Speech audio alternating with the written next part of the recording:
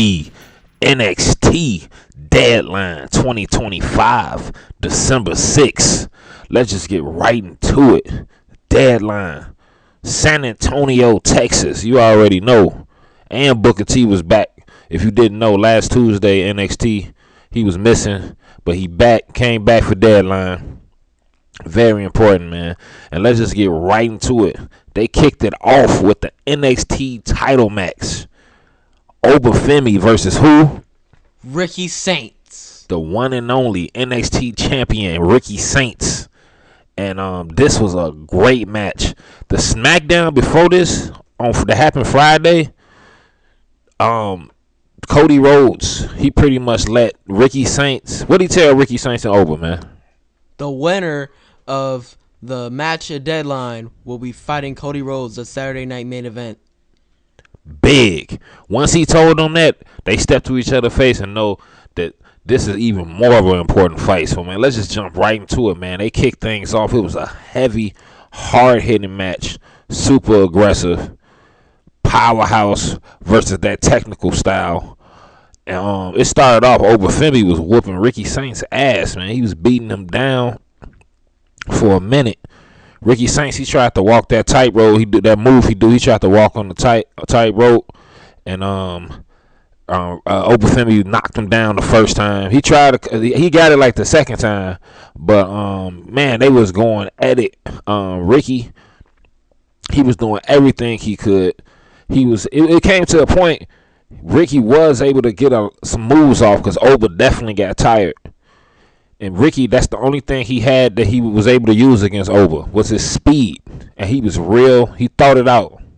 It was very important. Every time Oba was coming in to rush to pick him up, he'll move out the way. Even times he jumped out and got out the ring real quick.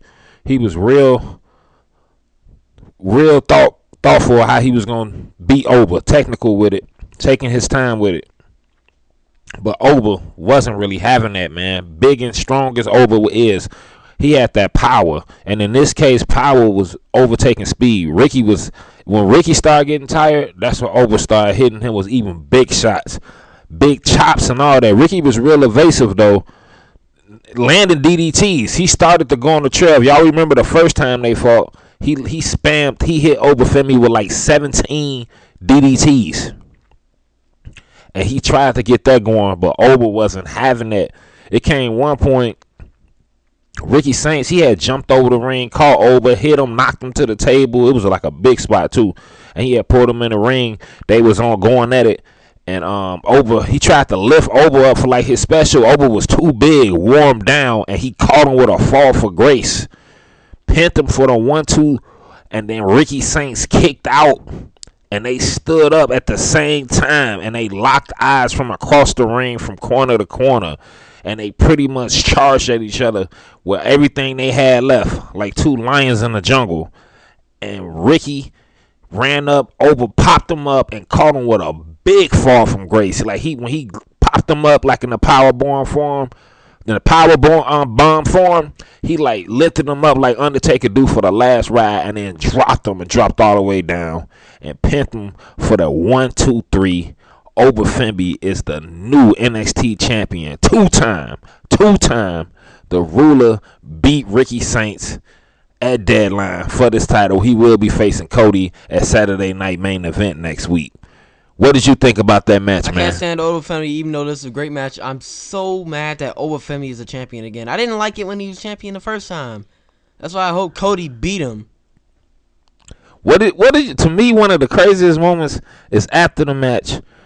Ricky Saints, you just saying he was defeated. He was tired, beat up. He literally had Oba handprint on his chest from some of them nasty chops Oba was catching him with. He walked up to Oba, though, man to man, stuck his hand out. It kind of hung out there for a minute. We wasn't quite sure. And Obafemi, he reached his hand out. He shook hands and gave him respect, gave him some words of encouragement because Ricky Saints had his head down. He was seeming really sad and upset. Almost looked like he was about to cry. But Obafemi, he shook his hand. I told him to keep his head up. What you think about that, man? Do you think Oba should have shook his hand? Do you? I Oba shook his hand. I respect that. So stop hating on Oba. He shook his hand, man. He could have smacked. Like Obafemi. I don't like him holding that title. He could have smacked. Right, he's a two-time champion. Two-time champion. Obafemi, man.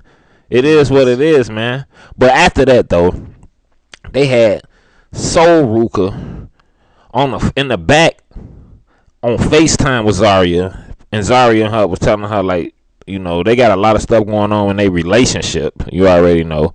And she ain't gonna be there. They got a lot of stuff they need to work out. You already know Zarya, so it is what it is. It's too much going on with that.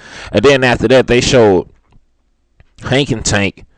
What Hank and Tank been, man? Japan. They been in Tokyo, Japan. That's why we ain't seen them like all fall. They've been going ever since they lost the titles. They've been in Japan. You know, messing around with the Asian girls, winning championships, watching anime. You know, playing Street Fighter. They've been doing their thing out there. You know, shouts out to them. They might stay out there. Who knows? They might come back. They say they're going to be coming back soon. But you already know, man. They out there living that life.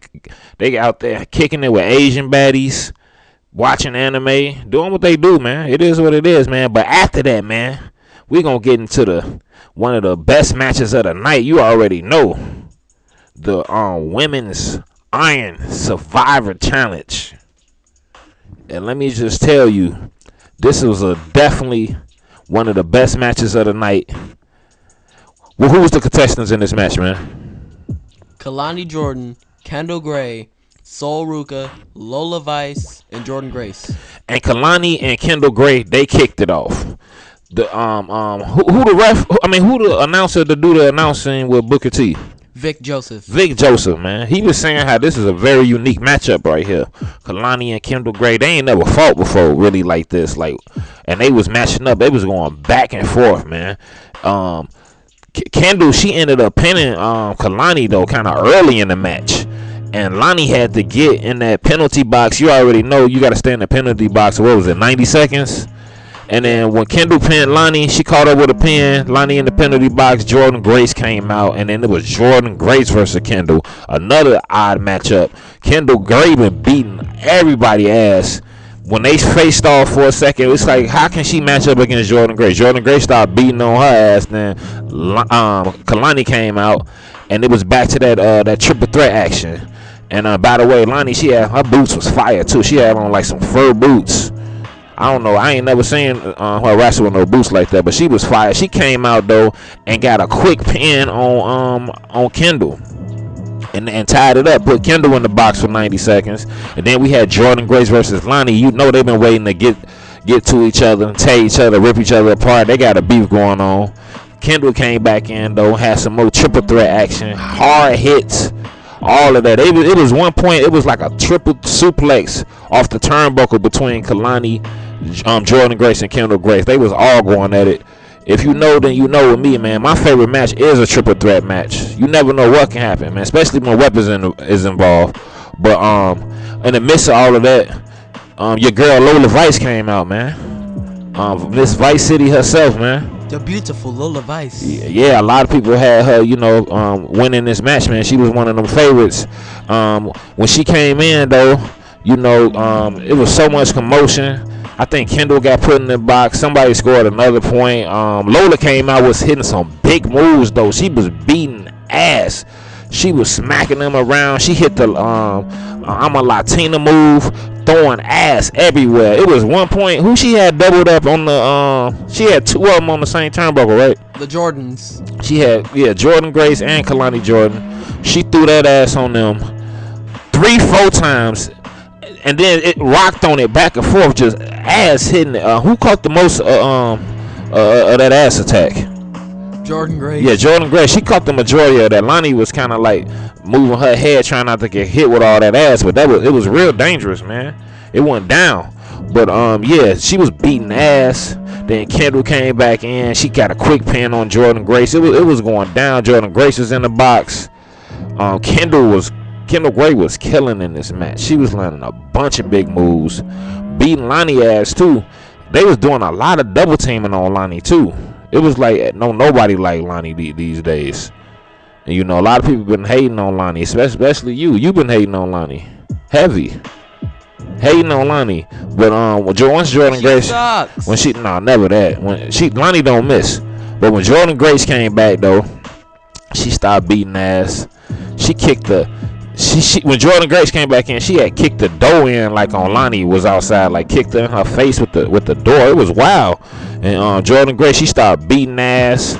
She got caught with a nasty suplex though, and then, she caught Lonnie with some nasty suplexes too. She pinned Lonnie, got on the board. At this point, everybody was scoring, doing their thing. Everybody.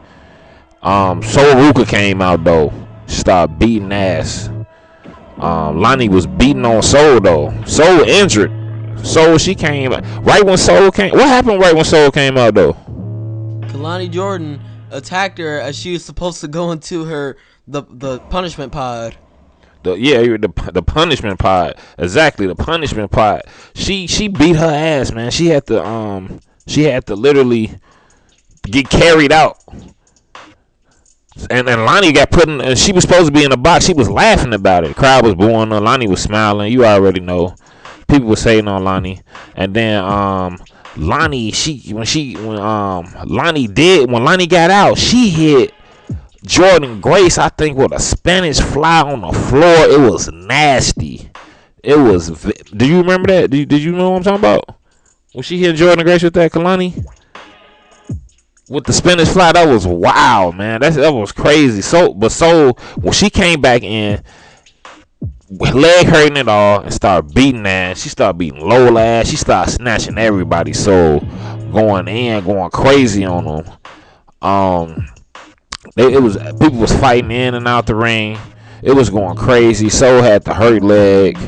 Everybody was brawling and going at it back and forth. It had got tied up. It was going down, but when it pretty much got to that last minute, it was so much commotion going on. Lonnie tried to end it with a 450 splash. She almost did, but Kendall Gray was everywhere in this match.